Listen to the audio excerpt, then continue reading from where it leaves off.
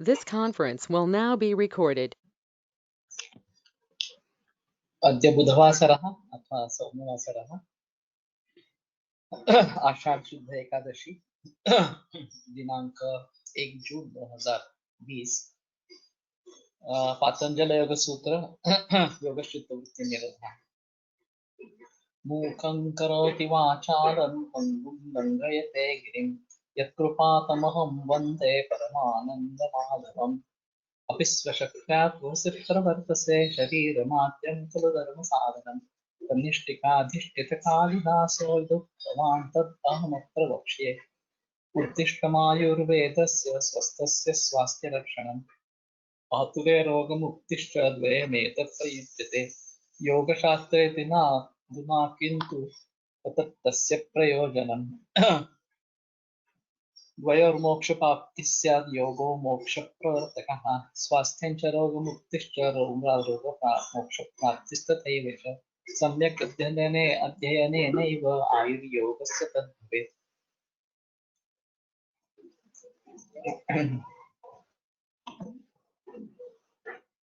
प्रथमोऽध्यायः समाधिपादः अथ योगानुशासनं योगश्चित्तवृत्तिनिरोधः तदा द्रष्टुस्वरूपे अवस्थानं वृत्तिसारूप्यमित्यरः वृत्तः पञ्चतयः क्लिष्टाः प्रमाणविपर्ये विकल्पनिद्रास्मृतयः प्रत्यक्षानुमान आगमाः प्रमाणानि विपर्ययो मिथ्याज्ञानम् अतद्रूपप्रतिष्ठम् शब्दज्ञानानुपाति वस्तुशून्यो विकल्पः अभाव प्रत्यालंबना वृत्तिर्निद्रा अनुभूतिविषयासंप्रमोषः स्मृतिः अभ्यास वैराग्याभ्यां तन्निरोधः तत्र स्थितौ यत्नोऽभ्यासः स तु दीर्घकाल नैरर्तर्य सत्कारासेवितो दृढभूमिः दृष्टानुश्रविक विषय वितृष्णस्य वशीकार संज्ञा वैराग्यं तत्परं पुरुषख्यातिर्गुणवैतृष्ण्यं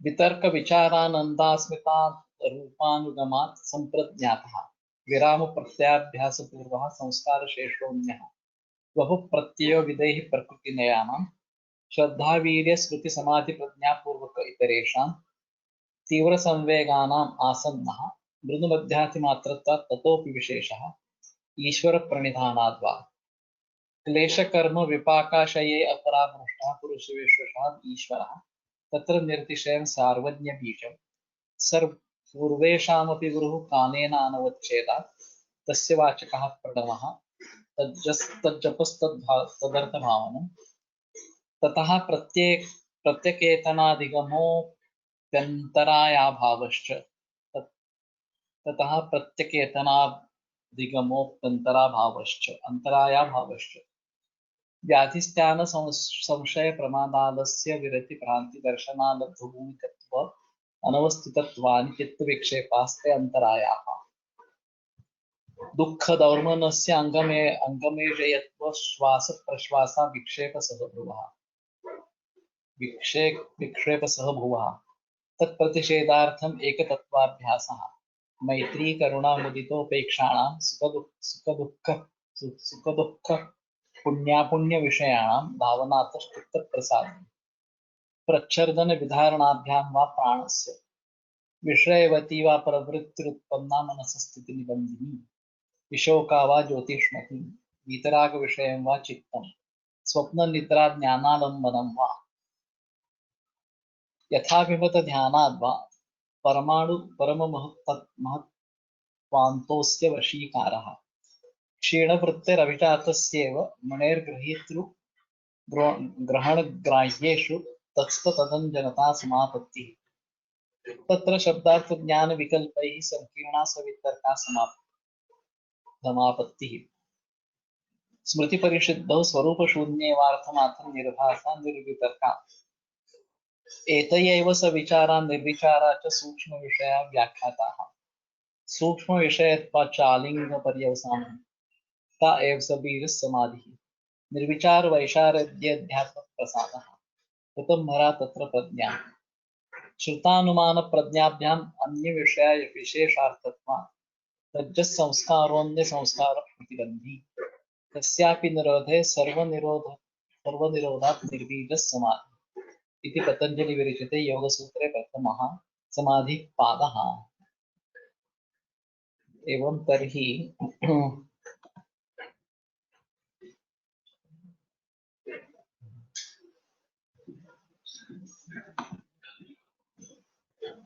योगश्चित्तवृत्तिनिरोधः तस् लक्षणाभितित्सया इदं सूत्रं प्रवर्तते। योगश्चित्तवृत्तिनिरोधः लक्षण अभितित्सया उसके लक्षण को कहने की इच्छा से ये सूत्र प्रवृत्त होता है कि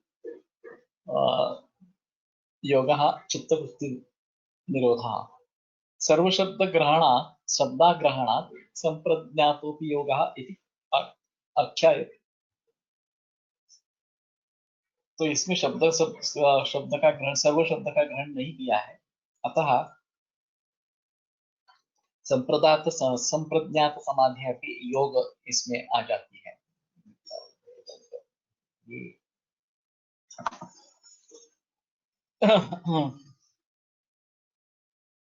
चित्तम ही प्रख्या प्रवृत्ति स्थितिशीलत्व त्रिगुण। तो प्रख्या प्रवृत्ति और स्थिति ये शील होने के कारण चित्त त्रिगुण है, सत्व रज और तमस। इस प्रकार से प्रख्या रूपम चित्त सत्वम रजस्तमोभ्याम संसृष्टम ऐश्वर्य विषय प्रियम भवति। वस्तुतः वो सत्वरूप या प्रख्या रूप इस प्रकार का है, लेकिन रज और तमस से संसृष्ट होने के कारण ऐश्वर्य विषय उसको प्रिय हो जाता है। तदेव तमसा अनुविद्धम अधर्म अज्ञान अवैराग्याम अवैराग्य अनैश्वर्योपयोगम भवति। अनैश्वर्योपयोगम भवति।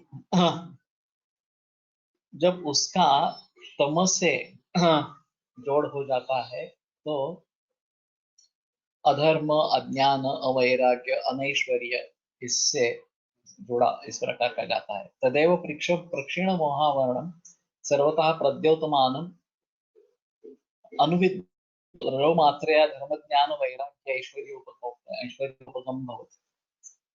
अगर ये मोहावरण जो है वो क्षीण हो जाता है, प्रक्षीण मोहावरण सर्वदा प्रद्योतमान, तो सभी से चमकने लगता है। अनुविद्धम रजो मात्रया, केवल रज से उसका संयोग रहता है। धर्म ज्ञान वैराग्य ऐश्वर्योपगम भवति। तो धर्म ज्ञान वैराग्य और ऐश्वर्य इसके साथ जुड़ जाते हैं। तदेव रजो लेशमल मलापेतम स्वरूप प्रतिष्ठम सत्वपुरुषान्यथा ख्याति मात्रम धर्म मेघ ध्यानोपगम भवति। रजोलेश मलापेतम, जो थोड़ा सा रज है वो भी निकल जाएगा। स्वरूप प्रतिष्ठम, तो वो अपनी स्थिति में पहुंचता है। सत्व पुरुषान्यता ख्याति मात्रम धर्म मेघ ध्यानोपगम भवति। तो ध्यान में इस प्रकार से लग जाता है। तत्परम प्रसंख्यानम इत्याचक्षते ध्यायिनः। उसके बाद में उसकी जो अवस्था है वो प्रसंख्यान कहते हैं। चितिशक्ति ही अपरिणामिनी अप्रतिसंक्रमा दर्शित विषया शुद्धा च अनंता च सत्वगुणात्मिका च एवं विपरीता विवेक ख्याति। इसके बारे में शायद बाद में थोड़ा कुछ पता चले। तो चिति शक्ति अपरिणामिनी, इसमें परिवर्तन न होने वाला है। अप्रतिसंक्रमा, वो कहीं दूसरी जगह जा नहीं सकती है। दर्शित विषया शुद्धा, उसको जो विषय दिखाने हैं वो दर्शित विषय हो गई शुद्ध। अनंताक्ष सत्व गुणात्मिका। अतो विपरीता विवेक ख्याति, और इसके विपरीत विवेक ख्याति है। अतस्ताम तस्याम विरिक्तम चित्तम तामपि ख्यातिम गृह्णति। तो उसमें चित्त विरिक्त, विवेक ख्याति में चित्त विरक्त हो जाता है और उस ख्याति को भी वो रोक देता है। पहली सत्वगुणात्मिका जो ख्याति है चित्त शक्ति। तद अवस्था संस्कार उपगम भवति स निर्बीजः समाधि।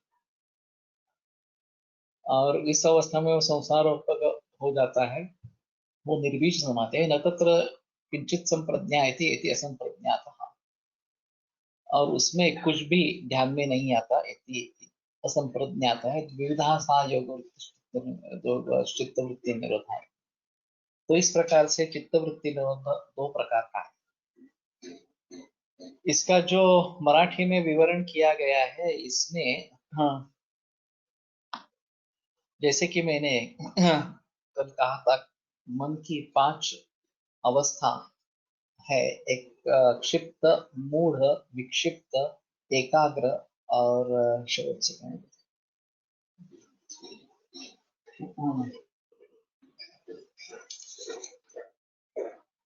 निरुद्ध चित्त। ये अभी जब सब विवरण हुआ तो निरुद्ध चित्त जो है वो अंतिम अवस्था इस प्रकार की है,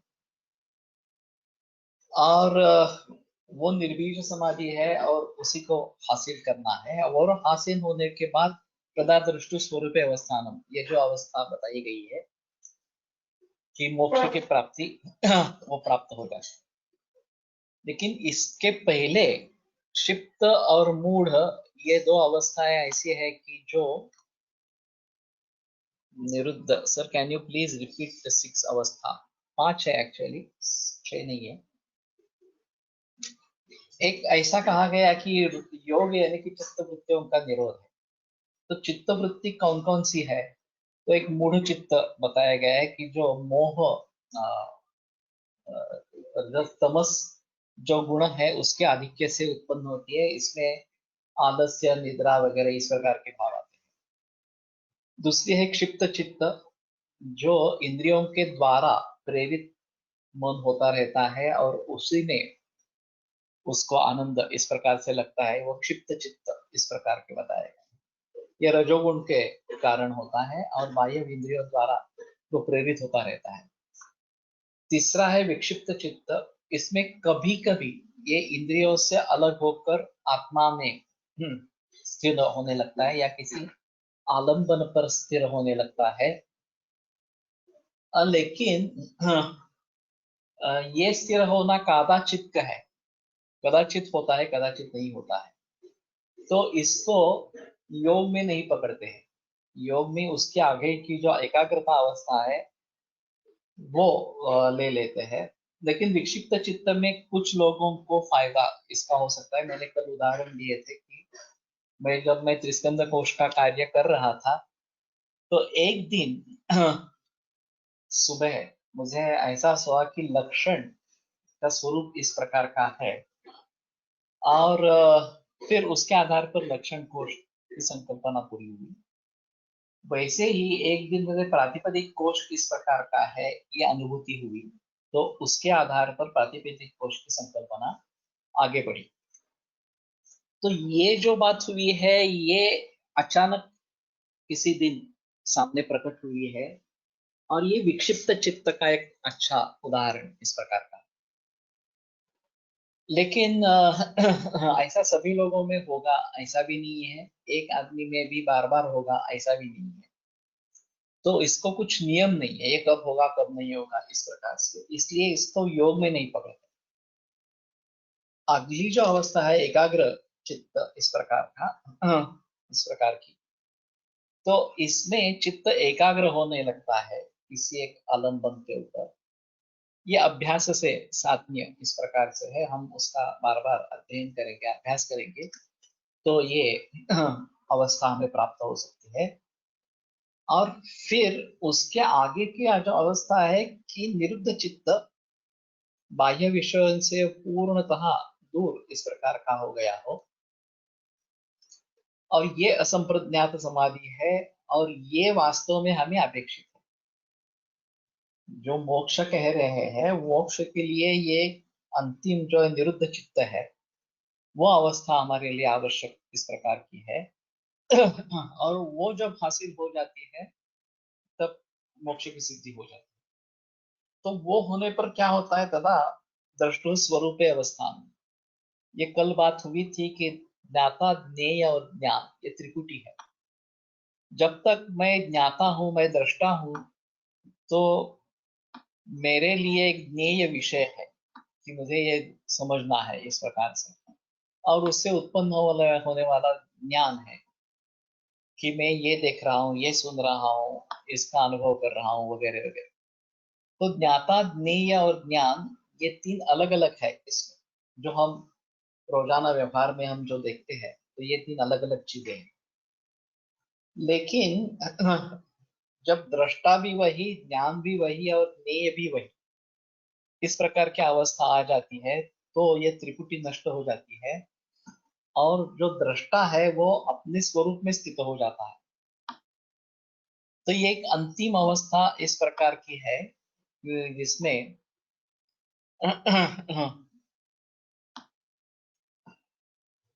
तदवस्थे चेतसी विषयाभावात् बुद्धिबोधात्मा पुरुषः किं स्वभावा इति तदा द्रष्टुः स्वरूपे अवस्थानं स्वरूप प्रतिष्ठा तदानीं चित्तशक्ति यथा कैवल्ये व्युत्थान चित्ते तु सति तथापि न भवन्ति न तथा तथापि वन्ति न तथा।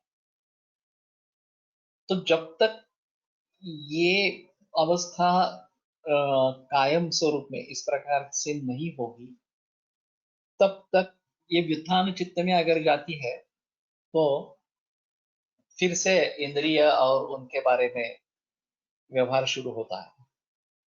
लेकिन जब ये अवस्था उस चरमावस्था को पहुंचती है कि विषयाभावात, जो ज्ञेय है वो भी वही है, ज्ञान उसका जो है वो भी वही है और ज्ञाता भी वही है, तो ये नेता ज्ञाता ज्ञेय ज्ञान इस प्रकार की त्रिपुटी नहीं रहते, 3 अलग अलग रहते हैं, ऐसी चीज नहीं रहती। तो वो स्वरूप में स्थित हो जाती है और ये अवस्था कैवल्य में है।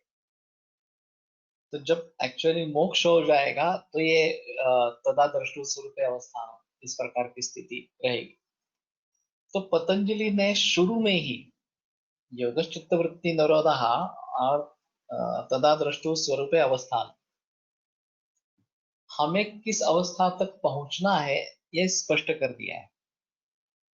बीच में क्या क्या हमारे प्रत्यवाय आएंगे और उनका कैसे निराकरण करना है ये उसके आगे जो विवरण है उसके द्वारा चलता रहेगा।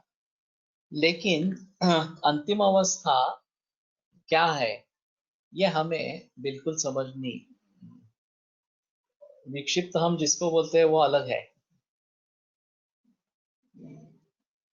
अगर ऐसा रहता है कि वो कोई आदमी विचित्र इस प्रकार से कुछ व्यवहार करता है और हमारे समझ में वो नहीं आता है, तो हम उसको विक्षिप्त करके बुलाते हैं। लेकिन ये ऐसी अवस्था नहीं है, अन्य लोगों की अपेक्षा ये कदाचित विक्षिप्त इस प्रकार का हो सकता है, लेकिन उस व्यक्ति के हिसाब से ये अलग चीज है। जैसे मैंने वो फलटन में डॉक्टर थे, एमबीबीएस डॉक्टर थे, और उनको जब साक्षात्कार हुआ तो वो घर दार सब छोड़ के किसी बैरागी के पीछे चले गए इस प्रकार से। तो लोगों की दृष्टि से ये मूर्खता थी। एक अच्छा पढ़ा लिखा डॉक्टर जो व्यवसाय कर रहा है, अपनी प्रैक्टिस कर रहा है, वो अचानक सभी छोड़कर निकल जाता है वहां से। तो एक विक्षिप्त अवस्था है इस प्रकार से, लोगों के हिसाब से देखा जाए तो ये विचित्र इस प्रकार की है। लेकिन उस व्यक्ति के लिए उसको ज्ञान मिल गया कि नहीं, मुझे इस दिशा में जाना है, इस प्रकार से करना है। और फिर डॉक्टर उपड़ेकर, ऐसा उनका नाम था, और उनका अभी भी मठ उसमें पलटन में है, और फणसरकर और बेंद्रे सर दोनों वहां पे जाते। तो कुछ अर्थ से विक्षिप्त उससे मिलता जुलता है, लेकिन जैसे मैंने कहा कि एक स्पार्क हो जाना कि कुछ अचानक तुम्हें कुछ बातें समझ में आना, इस प्रकार की अवस्था विक्षिप्त स्टेज में हो सकती है। और समझ लेना है कि ये योग मार्ग पर हम चल रहे हैं, उसके आगे भी हमें जाना है। तो तदा दृष्टु स्वरूप अवस्थानम, ये अंतिम अवस्था है और वह अपने स्थान में स्थित, अपने स्वरूप में स्थित हो जाता है। स्वरूप अवस्थान, जो दृष्टा है वो अपने स्वरूप में स्थित हो जाता है, तो आगे कुछ करने का ऐसा कुछ रहता नहीं है। ये जो 5 अवस्थाएं बताई, इसके आगे और कुछ करने का इस प्रकार का नहीं रहता है। तो इसलिए ये बताया गया कि तदा दृष्टु स्वरूप अवस्थान, इस प्रकार से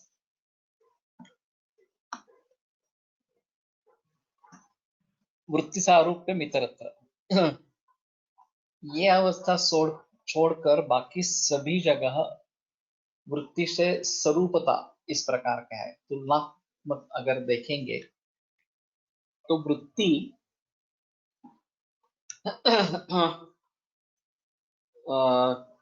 दृष्टा जो है वृत्ति से स्वरूप हो जाता है या वृत्ति जैसा बन जाता है, ऐसा है। तो ये एक अहम चीज है। हम पूरे जन्म में विविध इंद्रियों से ज्ञान ग्रहण करते रहे, और इनका कहने का मतलब ये है कि चक्षुरी इंद्रिय जो है वो जो बाह्य कुछ विषय देखता है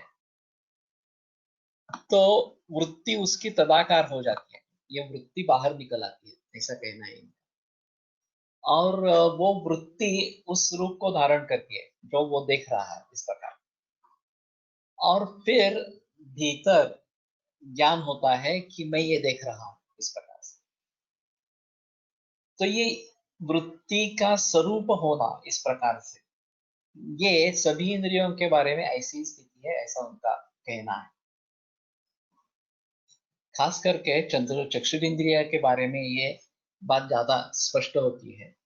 रसन इंद्रिय के बारे में, घ्राणेन्द्रिय के बारे में, स्पर्शन इंद्रिय के बारे में, इसके बारे में सोचना थोड़ा और मुश्किल इस प्रकार का है। लेकिन वृत्ति तद्रूप हो जाती है, तदाकार हो जाती है तो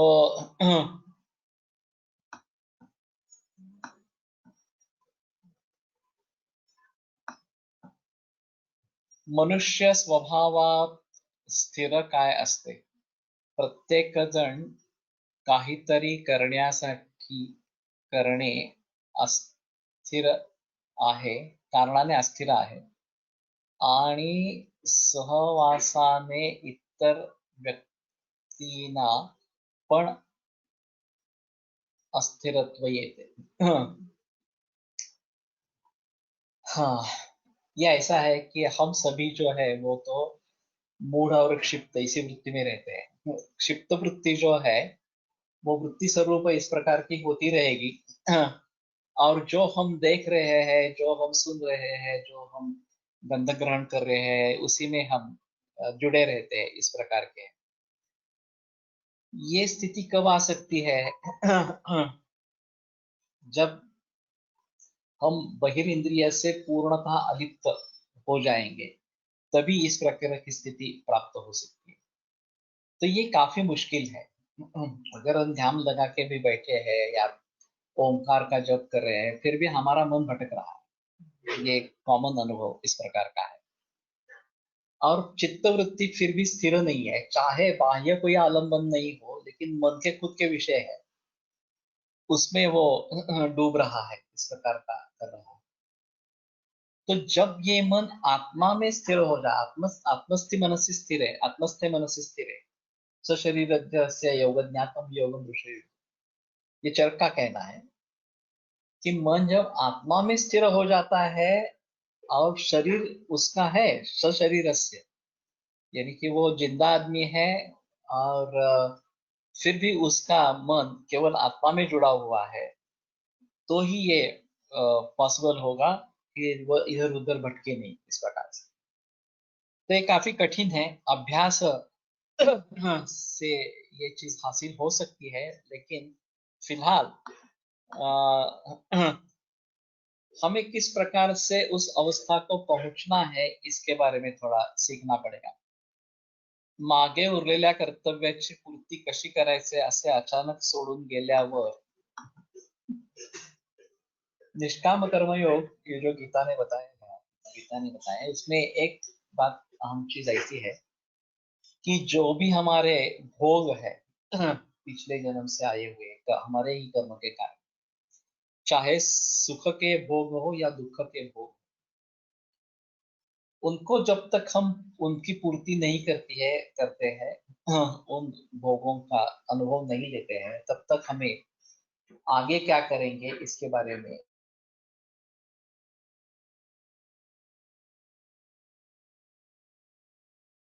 कि एक बार ये भोग पूरे हो गए और मुझे अन्य अन्य भोग निर्माण नहीं करने हैं, ऐसा मैंने निश्चय कर लिया, तो निष्काम कर्मयोग ये बात शुरू हो सकती है। और निष्काम कर्मयोग होने के बाद कर्तव्यों की पूर्ति वगैरह इस प्रकार की कोई चीज नहीं है।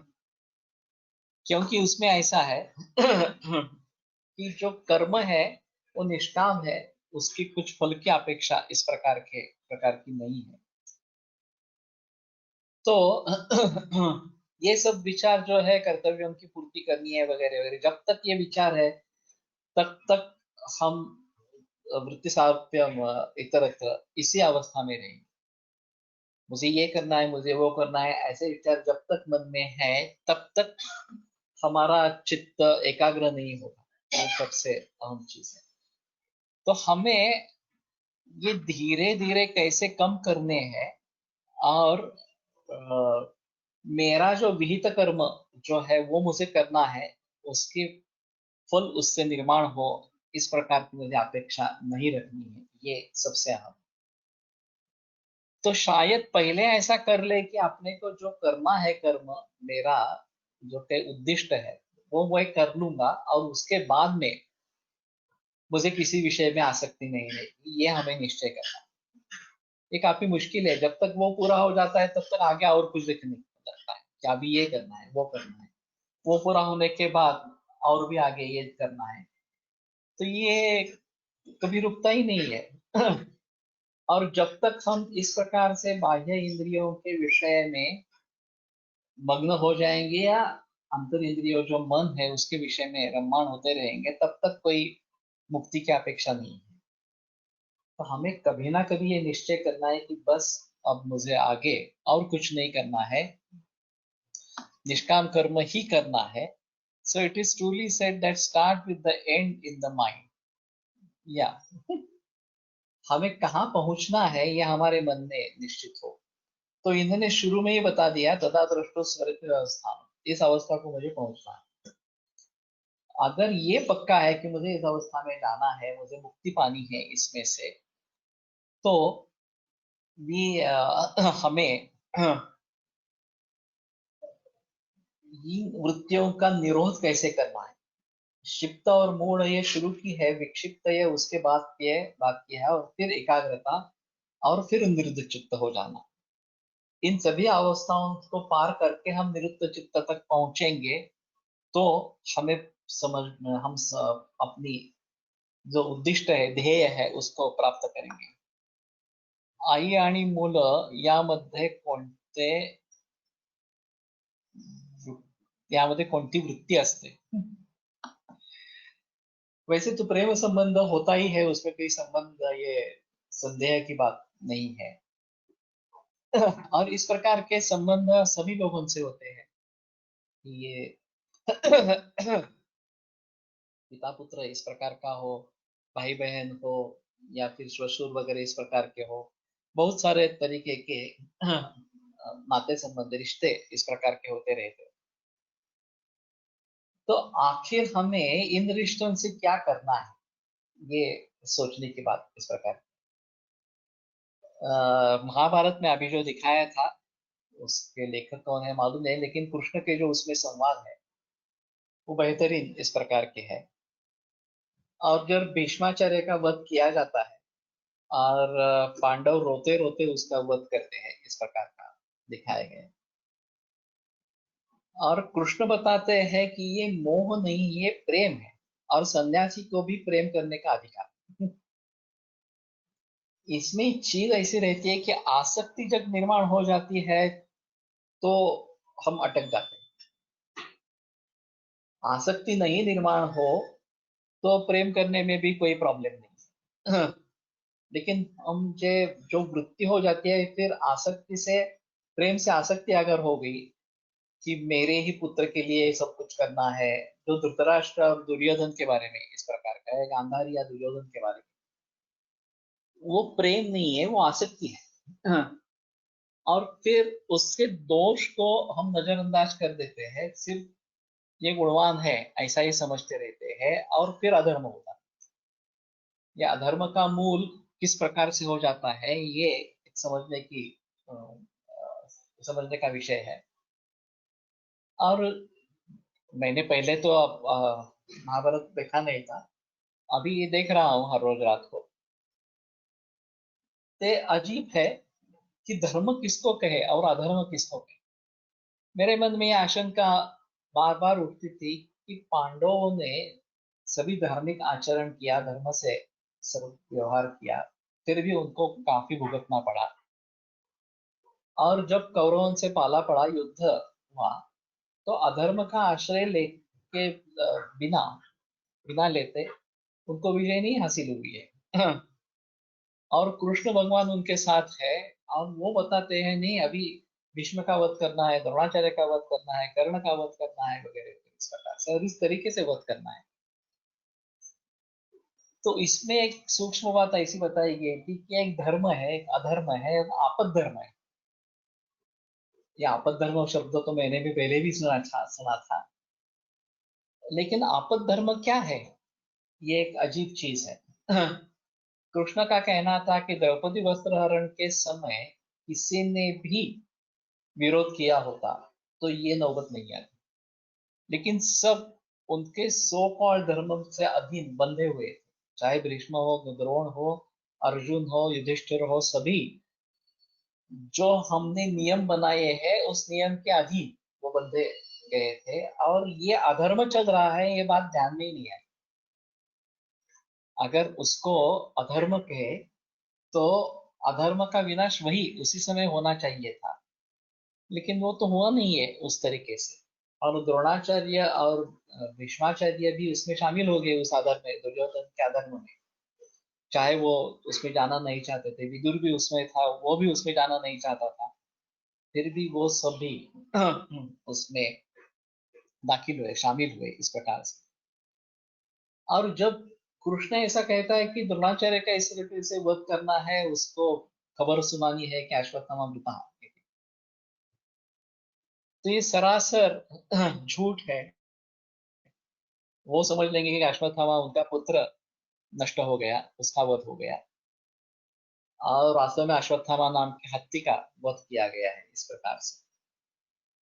लेकिन कृष्ण का कहना है कि जो जो धर्म की स्थापना के बीच में अंतराय होने वाले हैं, उन सभी का नाश करना यही धर्म है। यह धर्म नहीं रहेगा, यह आपद धर्म है इस प्रकार। त्यांनी सांगितलं त्याला, बरोबर आहे ना? हा,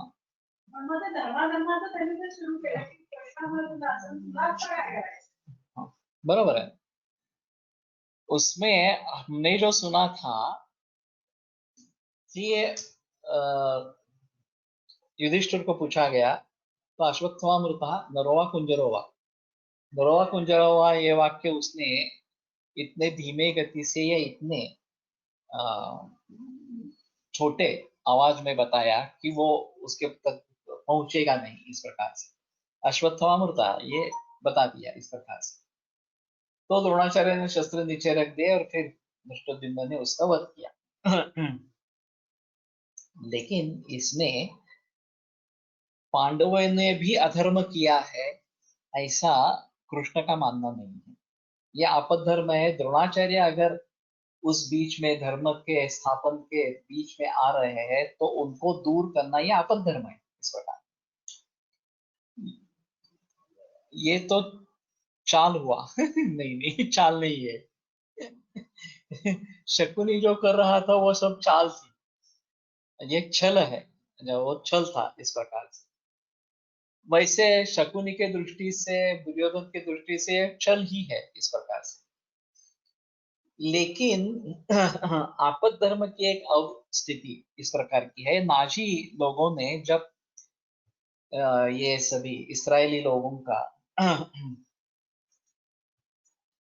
पूरा निर्वंश करने की कोशिश की इस प्रकार से, तो वो किसी भी तरीके से समर्थन नहीं है।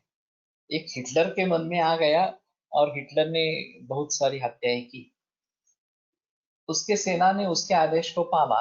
बाद में जो न्यूरेनबर्ग में ये इसके बारे में मुकदमा जाहिर हुआ, तो सभी ने ये कहा कि हमने आज्ञा का पालन किया। हिटलर से आज्ञा आई, हमने उनका पालन किया, हम नहीं जानते हैं कि इस करने से क्या होता है वगैरह वगैरह इस प्रकार से। तो ये वास्तव में सही नहीं है। लेकिन किसी में भी ये चीज हो सकती है कि किसी में भी हिटलर के खिलाफ जाने का सामर्थ्य नहीं, ये बात हो सकती है। ये अगर बता देते कि हम समझते थे कि ये बराबर नहीं है, फिर भी हम हिटलर का विरोध नहीं कर सकते थे, इसलिए हमने वो किया इस प्रकार से, जो लोगों की जो हत्या हिटलर ने की उस समय में। मतलब धर्म की रक्षा के लिए जो अधर्म करना पड़ा, उससा उसे अपधर्म कहने ऐसा है क्या, वही मैं बता रहा हूँ। वो अपधर्म इस प्रकार में होगा। नहीं तो हम मान लेंगे कि कृष्ण ने अधर्म किया है, साक्षात भगवान ही अधर्म कर रहे हैं। जो धर्म संस्थापनाय च, धर्म संस्थापन करने के लिए जिनका अवतार हुआ है, वो खुद अधर्म कर रहे हैं, ऐसा हम मानेंगे। तो ये काफी परिभाषा मुश्किल है, किसको धर्म कहे और किसको अधर्म कहे इस प्रकार से। हाँ, काय काय मी सांगताय तसं काहीच दाखवलं नाहीये त्यांनी. नंतर काय केलंय, तो ते सगळं हे करायला येतो ना, म्हणजे सगळं अगं पण तू त्याला धर्माधर्मामधला विवेक समजावून सांगतो, असंच आहे, आणि द्रोणाचार्य तू मान्य करतात, तिकडे भीष्माचार्य तसंच मान्य करतात, ते आधीच करतात. पण मान्य केल्यामुळे खोटं नाही सांगत, सुरुवातीला सांगतो ना, अश्वत्थामा मृत आहे, खोटच सांगतो ना मग. धर्मस्थापनेच्या मागात येणाऱ्याचा वध योग्य तर मग अतिरेकी करतात ते अयोग्य का, या और भी अलग चीज है। अतिरेकी जो कर रहे हैं वो सर्वथा योग्य अयोग्य ही है, उसमें कोई संदेह ही नहीं है। अंत में करुणा, दया, मानवता के प्रति प्रेरणा, ये सभी धर्मों का है। मुस्लिमों में अगर आप पूछेंगे, कुरान वाले जो पढ़ने वाले उनके भी पूछेंगे क्या ये शास्त्र सम्मत है क्या, तो वो भी बताएंगे ये शास्त्र से सम्मत नहीं है, ये अलग ही उसका अर्थ लगाया गया है जिहाद का, और जिहाद का ये अर्थ है ही नहीं। तो ये अलग हो गया, इससे हम उसमें जाना नहीं चाहते हैं। धर्मासाठीच करतात, ये अलग चीज है, ये वो धर्म ही नहीं है, वो धर्म को समझे ही नहीं। वो बोल रहे हैं कि वो धर्म के लिए कर रहे हैं, लेकिन उन्होंने धर्म समझा ही नहीं है। उनको जो गलत सहमी पैदा करने वाले लोग हैं, वो उसमें ज्यादा दोषी है। अतिरेकी कुठे धर्म स्थापन करत असतात, त्यांना धर्म म्हणजे काय हे कुठे कळलेले, दैट इज द थिंग। तो उन्हें मालूम ही नहीं धर्म क्या है इस प्रकार से। उद्देश्य और ध्येय is important, definition of dharma is not belonging to today's dharma concept. तो मेरे कहने का मतलब ये है कि जो वृत्तियां निर्माण होती रहती है, हम अभी इस ताल्लुक में इस जो संदर्भ हम पढ़ रहे हैं, उसमें क्या कहना है हमें। हमारा चित्त इंद्रियों के द्वारा जो अर्थ ग्रहण होते हैं उन्हीं में अटका हुआ है, और जब तक ये इस प्रकार से अटका हुआ है तो वृत्ति सारूप्य में तरत, तो वृत्ति सारूप्य है, जैसी वृत्ति है जैसा विषय है उस प्रकार की वृत्ति हो जाती है, और इसमें अधर्म को बढ़ावा इस प्रकार से मिलता है। मुझे इस प्रकार का इंद्रिय का उपभोग ज्यादा अच्छा लगता है, मुझे प्रिय है, तो मैं उसी में जाने की कोशिश करता हूँ और उसी में अटक जाता हूँ। तो हमें कभी ना कभी इससे बाहर निकलना है, और उसके बारे में सोचना है। The serial is not authentic, they have made it using various references. The meaning is to be understood by apta people. I have read Reverend Pandurang Kshatriya Athole's thought about it. Many things we have ignored about Mahabharata have enlightened by him. ये अच्छी बात है। लेकिन ऐसी स्थिति है ना कि अभी महाभारत देखने वाले लक्षावधि लोग हैं, और उनके मन में उसी का परिणाम रहेगा। आठवले शास्त्री जी का अध्ययन किसने किया है, बहुत कम लोगों ने किया इस प्रकार का। तो इसमें से हम संदेशा क्या लेते हैं, ये सबसे अहम चीज है। परोपकारा पुण्याय पापाय परपीड़न, ये जो व्यासोच्छिष्टम जगत सर्वम इस प्रकार का जो बताया गया है कि परोपकारा पुण्याय, परोपकार पुण्य के लिए कारण हो जाता है, पापाय परपीड़न, और परपीड़ा जो है वो पाप के लिए कारण बन जाती है। और इस प्रकार से अगर हम इन्हीं में अटक जाते हैं तो हमारी तरक्की कभी नहीं हो। ये सबसे अहम चीज है। अगर हम मुक्ति चाहते हैं सचमुच तो हमें इसमें से बाहर निकलना चाहिए। तो ये हम बहक रहे हैं थोड़ा सा। उद्देश्य और ध्येय इज इम्पोर्टेंट, हो गया, ये भी हो गया। वृत्तीला विषयाचे भय असते म्हणून विषयाची बाधा होऊ देऊ नये असे म्हटले आहे का? ऐसा इंद्रियों का कार्य ही विषय ग्रहण करना, और अभी जो सभी व्यवहार है वो इसी तरीके से इंद्रियों के व्यवहार से ही चलते हैं। इसमें कोई संदेह नहीं है कि जो हमारा रोजाना व्यवहार है वो इंद्रियों के द्वारा ज्ञान ग्रहण करना, कर्मेंद्रिय के द्वारा काम करना, बुद्धि का निर्णय ले लेना, यही सभी। हमारे स्कूल में एक नना भिड़े करके संस्कृत के टीचर थे, और वो काफी मशहूर थे, खास करके ये जो 11वीं परीक्षा में वो स्कॉलरशिप रहती है ना, शंकर शेठ, तो उसके लिए छात्रों को तैयार करने में उनकी खासियत थी। तो मैं जब 10वीं कक्षा में था तभी वो उसी वर्ष रिटायर हो गए, और हमें उनके अनुभव का फायदा नहीं मिला 11वीं में। लेकिन उन्होंने उस समय एक बताया था कि निष्काम कर्म योग जो है वो जिनको योग में जाना है, आगे मुक्ति को पाना है, उनके लिए निष्काम कर्म है। बाकी लोगों के लिए तो सकाम कर्म ही है। उस सकाम कर्म में हमें होना है कि अच्छी इच्छा करें, हमारा भी भला हो और दूसरों का भी भला हो, इस प्रकार का समकाम कर्म करेंगे तो ठीक है। मेरा भला हो न हो लेकिन दूसरे का नुकसान हो, इस प्रकार का अगर हम सकाम करते हैं तो ये सबसे गर्हणीय इस प्रकार की चीज है। तो बाकी सब लोग सकाम ही होते हैं और कुछ उद्दिष्ट मन में धारण करते हुए आगे चलते रहते हैं, और सभी जो व्यवहार है वो उसी के आधार पर है। तो इतना तुरंत उससे दूर होना मुश्किल है। ये बहुत जन्म के बाद ये स्थिति शायद पैदा होती होगी कि मैं अभी इन सभी विषयों से विरक्त हो जाऊंगा, आसक्ति उसमें नहीं रखूंगा, ये पहली चीज है, और फिर उसमें से विरक्त हो जाऊंगा, और फिर मन जो है केवल आत्मा के ऊपर केंद्रित करूंगा। और जब ये अनुभूति हो जाएगी कि मैं खुद उस अवस्था में चला जाऊं, दृष्टा, दृश्य और उसका ज्ञान, ये सभी एक रूप इस प्रकार से हो जाएंगे, तो हमारी मुक्ति इस प्रकार की हो जाएगी। तो उदाहरण बघितलंय, एक भिकारी होता, तो शब्दावर आज्ञा देता, तो काय देता, तेरा उसका भी भला, नहीं देगा उसका भी भला, असं बोलून तो भीक मागत होता, तो ठीक है ना? ठीक है। Not only the karma but intention behind it that matters the most, that is the real कर्मसु कौशलम। ये आगे आएगा योग कर्मसु कौशलम।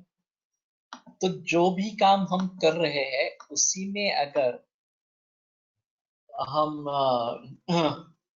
पूरे लगाव से वो काम करेंगे तो भी योग इस प्रकार का हो जाता है। तो ये भी एक अलग चीज है कि बाकी विषयों से तो हम दूर हो जाते हैं। अब हम किसी एक विषय में अपना चित्त लगा देते हैं और बाकी दूसरे विषय हमारे लिए गौण हो जाते हैं, उनकी तरफ हम देखते भी नहीं है। तो ये भी एक प्रकार का एकाग्र चित्त है। ये एक अवस्था है, एकाग्र चित्त एक अवस्था है, उसके बाद में निरुद्ध चित्त की अवस्था आ सकती है। कम से कम हम उस अवस्था को तो पहुंचे, एकाग्र चित्त की अवस्था को तो पहुंचे, फिर आगे उसके योग कर्मस कौशलम, इसके आगे ये चित्त वृत्ति निरोध इस प्रकार का पूरा हो जाएगा। When Bhishma asked his mother Ganga what to do, she said did you ask me before taking pratijna? If you have taken it, then do what it takes. Bhishma's father got stuck to love of a woman, due to which Bhishma had to take pratijna that he will not inherit the throne of Hastinapur and not indulge in family life. So Bhishma should have understood dharma that time itself, but he took it as his dharma as son to do everything possible for his father. इतना ही नहीं है, उसकी जो सभी सेवा है वो उसने हस्तिनापुर में समर्पित कर दी, और ये नहीं देखा कि हस्तिनापुर का राजा धर्म से बर्ताव कर रहा है नहीं। जब उसने निष्ठा रखी कि मैं बद्ध हूं इस प्रकार से नियमों से, मेरी जो सेवा है वो हस्तिनापुर के सिंहासन के लिए सेवा रहेगी इस प्रकार से, तो राजा कौन है वो धर्म से पालन करता है तभी मैं रहूंगा, ऐसा उन्होंने नहीं कहा। उन्होंने अपनी निष्ठा को वहां अर्पण कर दिया और उसी से जुड़े रहे अंत तक, और इसीलिए तो द्रौपदी वस्त्रहरण के समय वो चुपचाप रहे।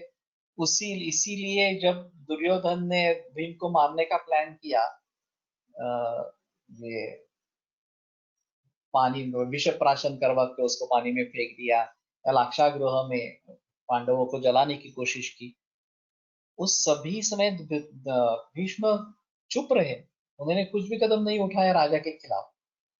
अगर वो धर्म का पक्ष लेना चाहते तो शायद वो कर सकते उस समय, लेकिन उन्होंने ऐसा नहीं किया। उन्होंने समझा कि मेरी धन्यता इसी में है कि मैं अपना सेवा धर्म निभाऊं, और इसीलिए वो धर्म नहीं रहा, वो अधर्म हो गया इस प्रकार से।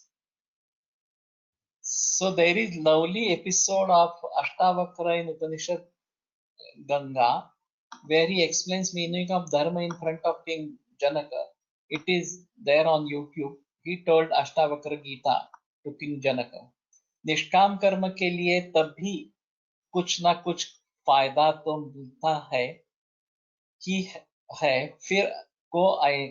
फिर इसको कैसे समझे।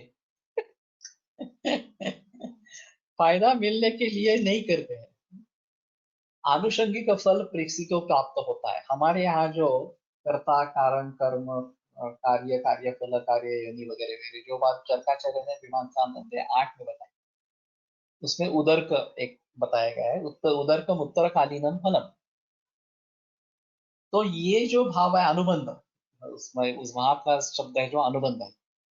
यहाँ कर्तारम अवश्यम अनुबंधाति शुभा वा अपे अशुभा वा भावा, वो अलग है, और कार्य का फल अलग है कि जिस फल को देखकर कर्ता कार्य को प्रवृत्त होता है। इस रोगी को ठीक करना है, ये मेरा कर्तव्य है, तो ये मेरा कार्य है।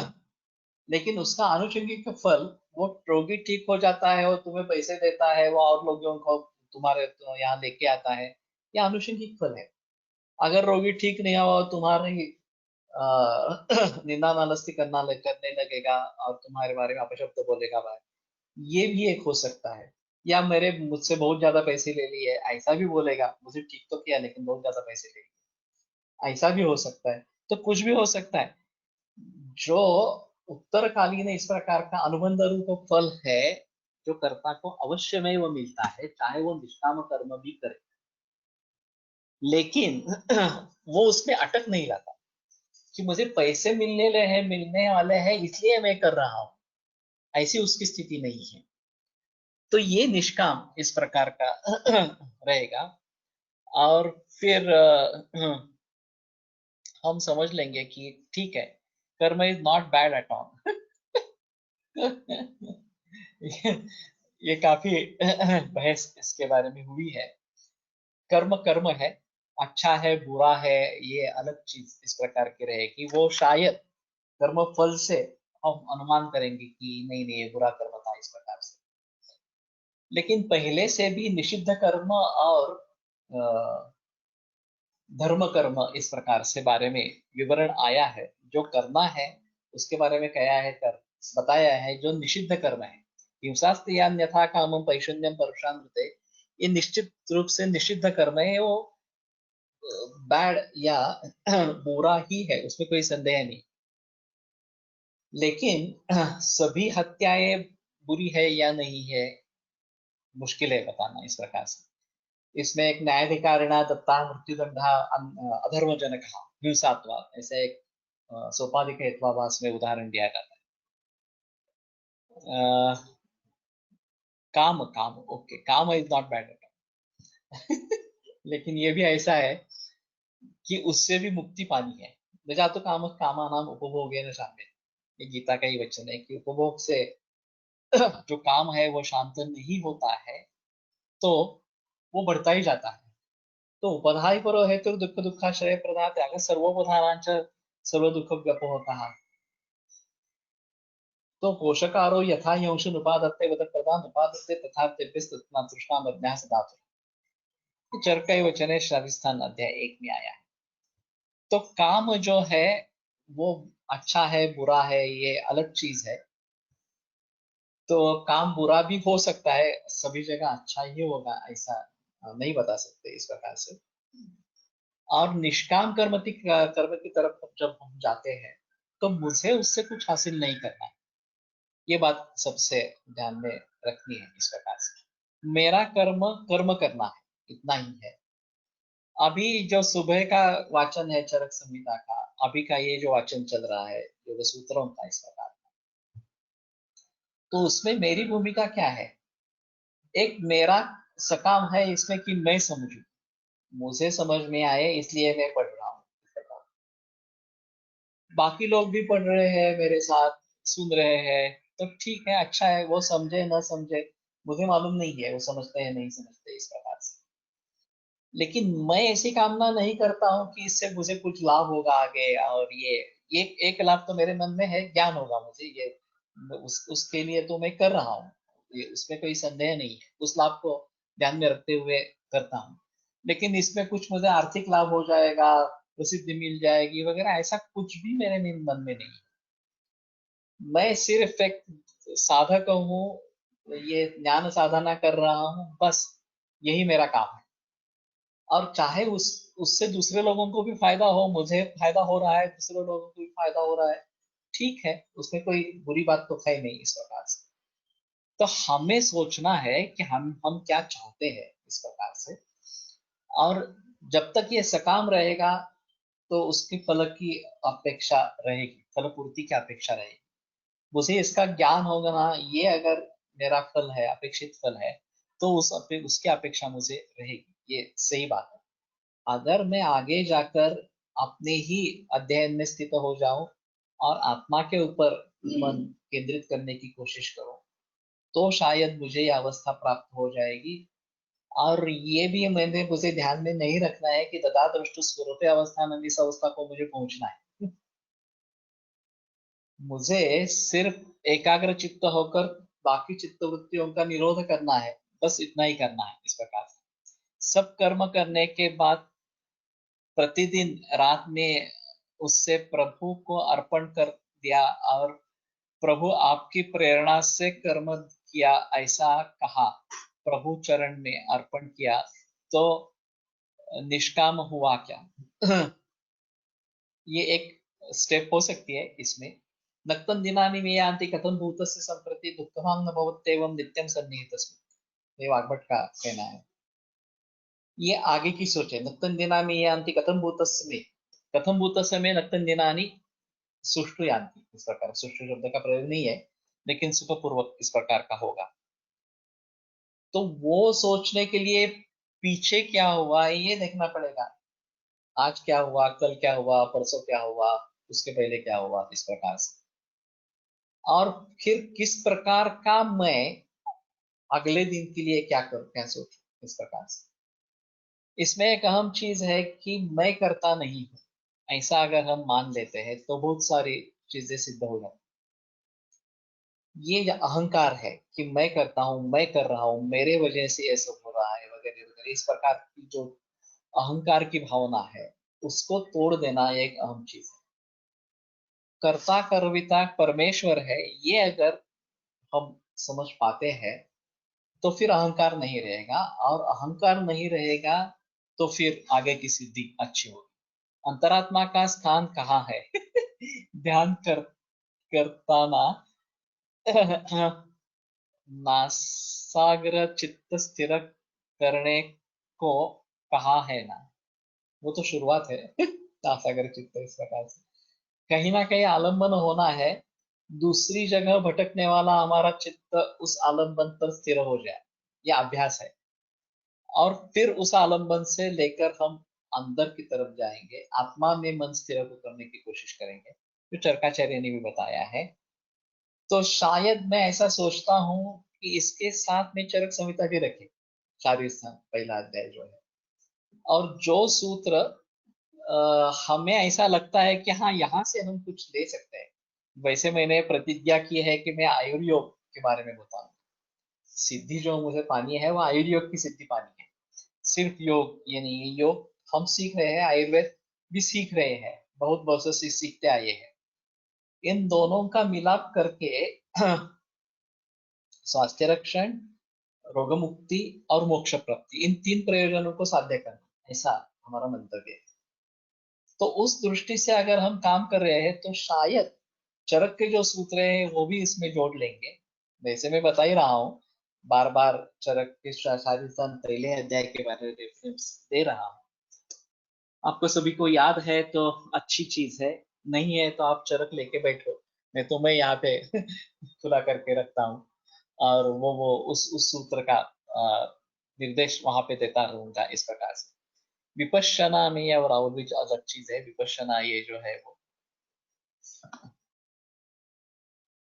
आलंबन भी ना करे ऐसा कहते हैं शायद, मुझे भी मालूम नहीं है, लेकिन ये इसी प्रकार का है कि तुम्हारा चित्त जो भटक रहा है वो उसको भटकने से रोको।